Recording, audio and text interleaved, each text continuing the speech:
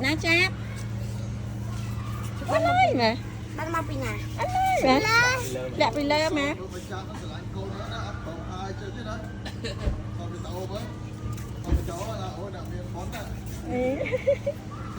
nhầm hết con mày chan nhầm hết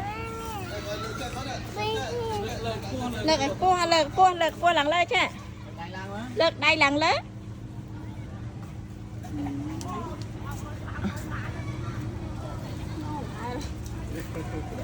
con đã lơ bỏ này đã lơ bỏ mày nữa tích tích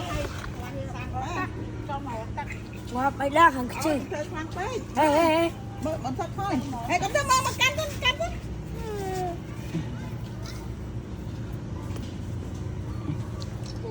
Giờ mày sẽ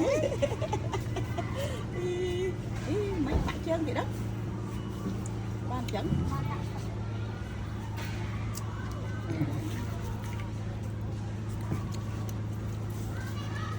Chúc cái muối á.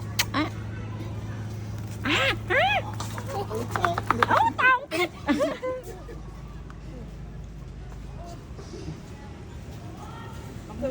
Mình thơ biết răng coi con. Bạn chưa?